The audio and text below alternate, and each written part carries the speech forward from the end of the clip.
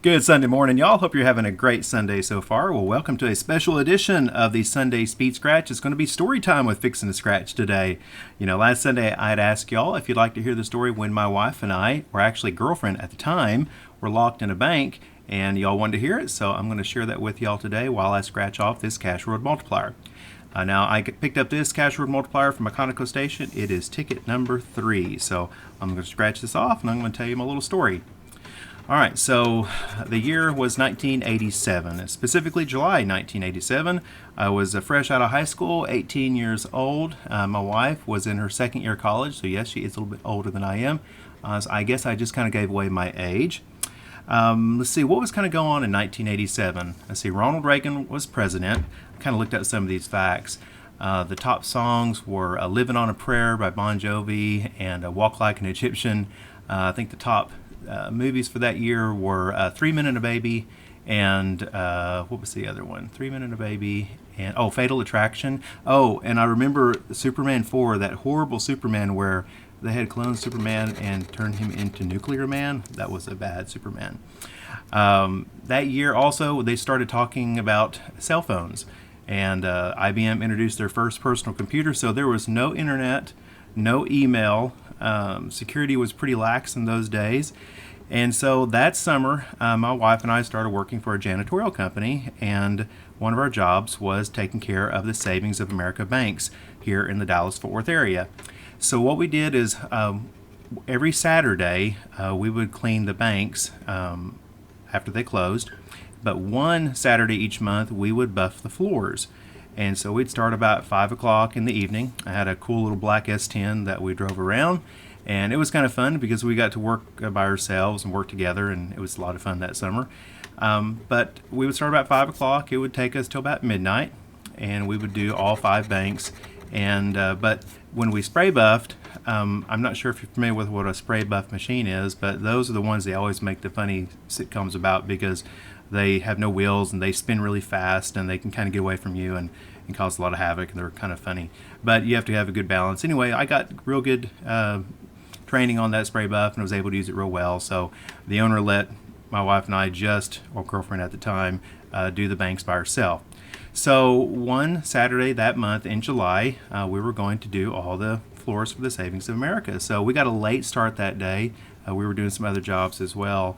And so we just couldn't make it to the last bank in Dallas because that was about an hour and 15 minutes away from where we lived.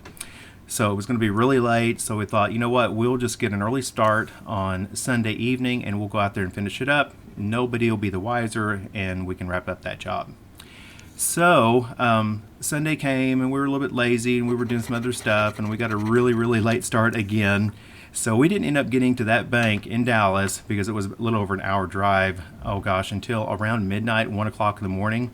And if our boss had known we were out there that late, we would have been in big trouble. Probably would have lost our jobs because we weren't supposed to be out there on Sunday, supposed to be doing this on Saturday.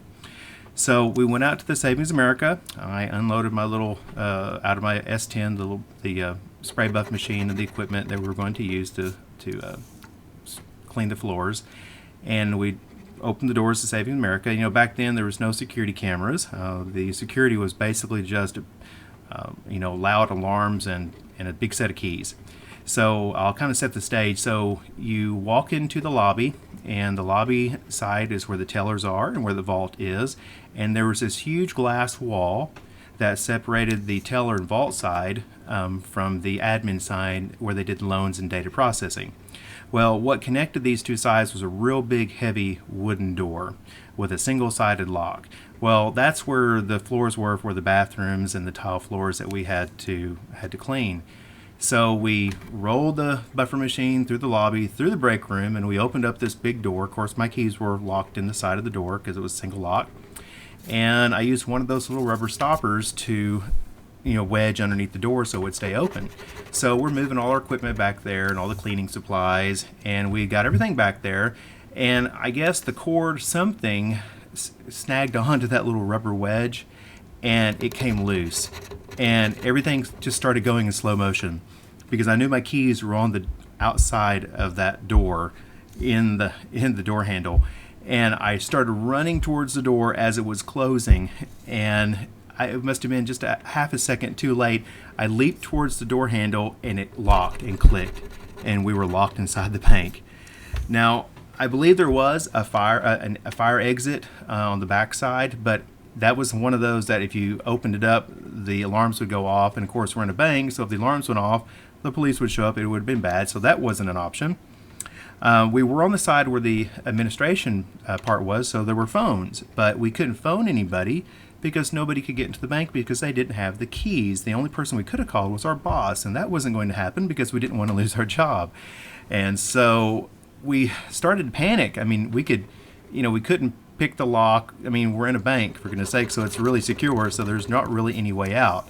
Now, there's windows all the way around outside the bank, so you can see them, but it was real late. It was at about that time. It was about 2 o'clock in the morning. And so we decided that we would go and see if there's any other exits. So we're walking around, couldn't find any other exits.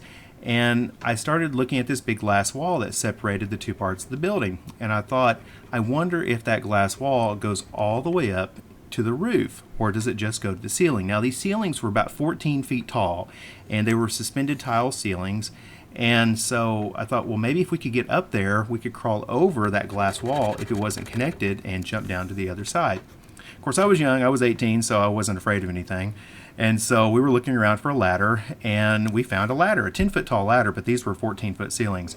So we found this ladder in the janitorial closet, and so we pulled it out, and we put it up against that glass wall. I crawled up the ladder, and I had to go to the very top because it was short. And so my wife, or girlfriend at the time, we held the ladder because it was really tall, and I scooted the ceiling tile up and over, and I looked up into that area, and sure enough, that glass wall just went up to the ceiling, not the roof. I'm like, yay, we can get out of here, possibly. So I thought, well, now if you're familiar with what suspended ceilings are, or drop ceilings, they usually have suspension wires that hold the ceiling piles in place. They're not real strong, but now this ceiling had metal framework, really thin wire metal framework that held everything in place. So it was fairly strong, but so I thought, well, if I could lift myself up into that ceiling, I could crawl across. So I started to lift myself up, and as soon as I did, the metal edges, because they were so narrow, cut into my hands, and there's no way I could crawl across there because I would get all cut up. There was just no way to get across that without getting cut and injured. So that wasn't an option. So we tried to figure out what could we do, and, to lay across these metal framework so we could get across. So we're looking for towels or toilet paper or anything we could possibly imagine that we could lay on there, but everything we tried to lay up on there fell over because it was so thin, nothing would hold in place. And I thought, gosh, if we just had something sticky or something that we could put on this metal frame that I could use to crawl across, it would work. So we were still wandering around trying to find something, and we were in the women's restroom, and they had this big cabinet. And fortunately, this bank took really good care of their female employees, because in this cabinet were dozens and dozens, well, how do I describe this, of really large feminine hygiene products that were rectangular in shape and super absorbent and sticky on the backside. So I had a really good idea. I thought maybe if we take these up there, I can peel off the back and I can stick them to these metal frames and basically create a path up in the ceiling so I could get across to the other side. So I grabbed dozens of these pads and I went up the ladder. I peeled it off and I stuck it on the frame, and it held. And I thought, this is going to work. So as I got up there, I started laying dozens of these pads to make this basically walkway across the ceiling tiles. And I laid these pads one after the other, and I went very slowly so I wouldn't fall through the ceiling. And I only had to go like 6 or 8 feet, and I made it to the other side. It's like, yay, I made it. All right, that's great. But then you have to remember, there is no ladder on the other side of this 14-foot drop. So I removed the ceiling tile. I could see my exit so close. I mean, it was right there, but how am I going to get down? So I thought, well, at this point, I'm committed. There's no turning back at this, at this point of the game. So I decided, well, if I lower myself down on that framework, those pads aren't really probably going to hold, and either I'm going to bust the framework because I was heavy. 6 foot tall and 170 pounds. And so I thought, I would fall or that would break. And of course, if I break the ceiling tiles, that's not going to look good. So I thought, well, maybe if I lined up a whole bunch of these pads and kind of held on to the sides and then dropped down, then I only have about 8 feet that I'd have to drop. So I lined all these pads up there and I held on and I dropped myself down out of the ceiling and hung there for just a moment, and then I just let go. And I failed, and I rolled to the floor because I always remember to drop and roll for some reason. So I rolled, and I didn't break anything. It cut my hands a little bit and hurt my knee really bad.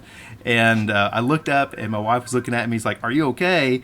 And I gave her a thumbs up because afterwards she said, "What was I going to do?" You know, I mean, if you were knocked out or if you broke your leg, I guess you'd call 911, and then, you know, the jig's up and we've been caught, you know, being at the bank so late. But that didn't happen.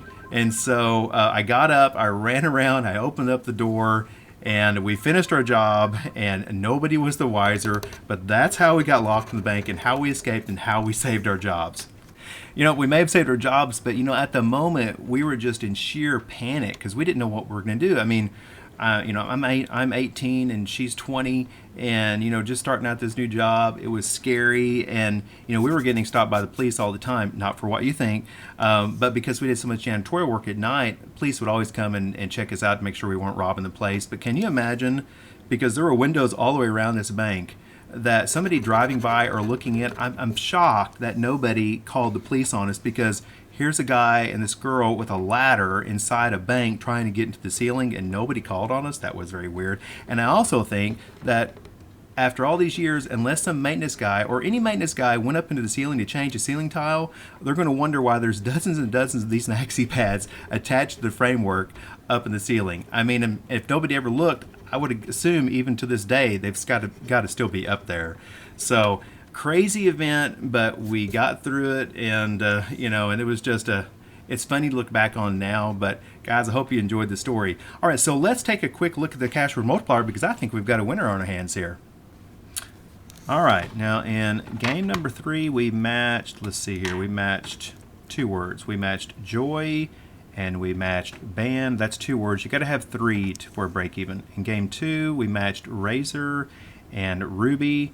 But in game number 1, we matched, let's see, we've matched any, and we matched loud, and we matched dub. So we've got a 3 word for $10 break even so far. Unless we were lucky enough to get a multiplier. What do we have? We have $50 winner on the Cashword multiplier. That's the best win I've had on this newer version of the Cashword multiplier so far. That is awesome. Well, guys, I hope you enjoyed the story and enjoyed the scratch. You all have a great and lucky rest of your Sunday, and we'll talk to you later.